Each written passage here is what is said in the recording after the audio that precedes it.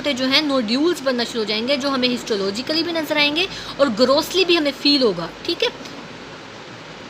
Basically इन scars की example जो है ना इलास्टिसिटी से आप लें, जैसे कि इसकी इलास्टिसिटी की वजह से जो है जो आपका नॉर्मल पैरेन्काइमा था वो नोड्यूल्स की फॉर्म में चेंज हो गया है, और एक नोड्यूल जो है वो दूसरे नोड्यूल से अपना कनेक्शन जो है वो ख़त्म कर देता है। ठीक है, फिर फर्दर क्या होता है कि विद टाइम रिग्रेशन हो जाती है इसकी स्कारिंग की। ठीक है, फाइब्रोसिस जो हमने फाइब्रोसिस बताई है, उस फाइब्रोसिस की रिग्रेशन स्टार्ट हो जाती है, और फिर हमें कैसी पिक्चर नज़र आती है, ऐसी। ये देखें, यहाँ पे थिक स्कार्स है, यहाँ पे स्कार्स जो हैं वो थिन हो गए हैं, और जो नोड्यूल्स ने अपना कनेक्शन आपस में जो है ख़त्म किया हुआ था वो भी कनेक्शन जो है वो दोबारा से शुरू हो जाता है। ठीक है, क्योंकि जो आपके स्कार्स हैं वो थिन हो जाते हैं। ठीक है, और डेंस हो जाते हैं, स्कार्स बेसिकली ख़त्म होना शुरू हो जाते हैं, और जो नोड्यूल्स थे आपस में वो मतलब कंबाइन हो जाते हैं, कोआलेस कर जाते हैं, कंबाइन हो जाते हैं, और एक प्रॉपर एक आइलैंड बना देते हैं। ठीक है, यहाँ पे आप देख सकते हो, यहाँ पे थिक स्कारिंग थी, यहाँ स्कारिंग ख़त्म हो गई और नोड्यूल्स का कनेक्शन जो आपस में वो दोबारा से बन गया। ये देखें, जिसकी अभी हमने डायग्राम देखी है ना कि फाइब्रोसिस जो है, जो स्कार फॉर्मेशन है वो रिग्रेस कर गया, ख़त्म होना शुरू हो गया। बेसिकली ये होता क्यों है, अगर फॉर एग्जांपल एक बंदा जो है वो अल्कोहल ले रहा है, अल्कोहल की वजह से सिरोसिस हो रही है और उसने अल्कोहल लेना छोड़ दिया। ठीक है, तो विद टाइम जो है अल्कोहल छोड़ने की वजह से फाइब्रोसिस जो है वो रिग्रेस होना शुरू हो जाएगी, जो स्कार्स थे वो थिन होना शुरू हो जाएंगे और डेंसली कॉम्पैक्ट हो जाएंगे। ठीक है, मतलब ब्रीक होना शुरू हो जाएंगे, ख़त्म होना शुरू हो जाएंगे, और एट द एंड उनकी फ्रेगमेंटेशन हो जाएगी और बिल्कुल ख़त्म हो जाएंगे। ठीक है, और जो एडजेसेंट नोड्यूल्स थे जिन्होंने अपना कनेक्शन लूज़ किया हुआ था वो दोबारा से कंबाइन कर जाएंगे और लार्ज आइलैंड्स बना देंगे। ठीक है, बेसिकली प्रोग्रेशन एंड रिग्रेशन साथ साथ चल रही होती है सिरोसिस में।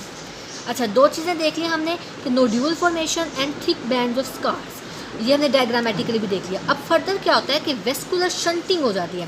वेस्कुलर शंटिंग बेसिकली किस तरीके से होगी, जब आपकी पोर्टल वेन्स जो है उसमें ऑब्स्ट्रक्शन हुई हुई है। ठीक है, वहाँ से जो है ब्लड आपके लीवर की तरफ नहीं जा रहा, तो वहाँ पर प्रेशर इंक्रीज़ होने की वजह से जो सराउंडिंग आपकी कैपिलरीज़ हैं, ठीक है, कोलेट्रल कैपिलरीज़ हैं, वो डायलेट हो जाती हैं और ब्लड जो है वहाँ पे जाना शुरू हो जाता है। ठीक है, बेसिकली पोर्टोसिस्टेमिक शंटिंग हो जाती है। वेस्कुलर शंटिंग जो है बेसिकली इसमें पोर्टोसिस्टेमिक शंटिंग हम देखते हैं, यानी कि पोर्टल वेन से आपकी सिस्टेमिक वेजल्स की तरफ जो है ब्लड जाना शुरू हो गया। इसकी रीज़न मैंने आपको बता दिया कि जो पोर्टल वेन थी उसमें ऑब्स्ट्रक्शन हुई हुई थी और उसके इर्द गिर्द जितनी भी कैपिलरीज थी वो कोलेट्रल कैपिलरीज वो डायलेट होना शुरू हो जाएंगे और ब्लड वहाँ पर जाना शुरू हो जाएगा। ठीक है, इसको आप बेसिकली ग्रोथ मॉर्फोलॉजी में भी लिख सकते हो, लेकिन यह कि इसमें आपको वेसल्स जो है ना, कोलेट्रल वेसल्स वो डायलेटेड नजर आएंगी पोर्टल वेन्स के इर्द गिर्द जो भी वेसल्स थी, कैपिलरीज जो थी। And the fourth point is ductular reactions increase हो जाएगा। ठीक है, क्यों? क्योंकि स्टेम सेल्स की एक्टिवेशन हो गई है। अब होता ही है कि जो आपके हिपैटोसाइट्स होते हैं ना, वो विद टाइम जो है वो सेनेसेंस की तरफ जाना शुरू हो जाते हैं, यानी कि कुछ टाइम तक तो उनमें कैपेबिलिटी होती है कि वो जो है अपना टर्नओवर इंक्रीज़ रखें, रीजनरेट होते रहें, लेकिन with the time hepatocytes senescence की तरफ जाना शुरू हो जाते हैं, मतलब वो दोबारा से रीजनरेशन नहीं कर पाते। तो उस टाइम में क्या होता है कि जो लीवर के स्टेम सेल्स होते हैं ना वो एक्टिवेट हो जाते हैं और स्मॉल डक्ट्स बनाना शुरू कर देते हैं विदाउट ल्यूमन। ठीक है, विदाउट ल्यूमन स्मॉल डक्ट्स बनना शुरू हो जाती हैं, and these ducts are basically important in the parenchymal restoration. ठीक है, बेसिकली ये भी रिग्रेशन के प्रोसेस में हम लिखेंगे कि पैरेन्काइमा जो है आपका वो रिस्टोर होना शुरू हो गया। ठीक हो गया, ये 4 पॉइंट्स हमने जो है मॉर्फोलॉजी में कर लिए। क्लिनिकल फीचर्स अब हम देख लेते हैं। क्लिनिकल फीचर्स में हमारे पास कुछ नॉन स्पेसिफिक मैनिफेस्टेशंस होती हैं, जैसे कि वही एनोरेक्सिया, वेट लॉस, वीकनेस वगैरह, और बाकी सारी वही आ जाती हैं हमारे पास जो हमने एक्यूट लिवर फेलियर में भी पढ़ी हैं, हेपेटोसेलुलर कार्सिनोमा, एंसेफेलोपैथी। इनकी डिटेल मैंने एक्यूट लिवर फेलियर की वीडियो में बताई है, आप वहाँ से दोबारा देख लीजिएगा। एसोफेजियल वेरिसिस ब्लीडिंग स्टार्ट हो जाती है। ठीक है, जो आपका वेरिसिस बन जाता है ना lower part of the oesophagus के इर्द गिर्द, उसमें से ब्लीडिंग स्टार्ट हो जाएगी। ठीक है, क्योंकि प्रेशर इंक्रीज़ कर गया है। कुछ बैक्टीरियल इन्फेक्शंस, ये एक्यूट लिवर फेलियर में नहीं बताया था मैंने, और वेरिसिस भी नहीं बताया था।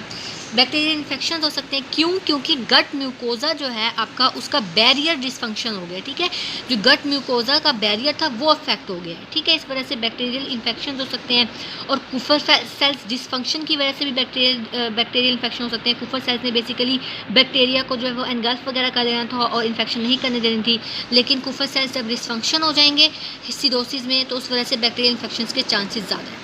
और फिर फर्दर वही है जो हमने एक्यूट फेलियर की वीडियो में भी पढ़ा है, जॉन्डिस, एंसेफेलोपैथी, प्रूराइटस, ठीक है, क्योंकि इसमें बाइल पिगमेंट्स जो है वो इंक्रीज़ हो जाते हैं बेसिकली, ठीक है। स्किन इचिंग वगैरह हो सकती है। प्रूराइटस में जो आपके वो बाइल साल्ट्स, बाइल की बेसिकली कुछ कंपोनेंट्स होते हैं वो इंक्रीज़ कर जाते हैं, जिसकी वजह से स्किन इचिंग स्टार्ट हो जाती है। अच्छा, क्रोनिक लीवर फेलियर में या सिरोसिस में जो न्यू चीज़ आपने याद रखनी है वो ये है कि सिरोसिस में एस्ट्रोजन मेटाबॉलिज्म भी इम्पेयर हो जाता है, ठीक है।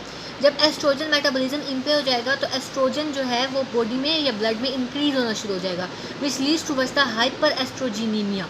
अब हाइपर एस्ट्रोजिनीमिया की वजह से एस्ट्रोजन ज़्यादा होने की वजह से कुछ मैनिफेस्टेशन हो सकती हैं, 3-4, ठीक है।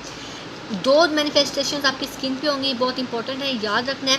पाल्मर एरिडीमा हो सकता है, यानी कि आपके जो पाल्म्स हैं उसमें रेडनेस हो सकती है, ठीक है। स्किन रेडनेस स्टार्ट हो जाएगी और वैसोडाइलेशन हो जाएगी। और हाइपोगोनाडीज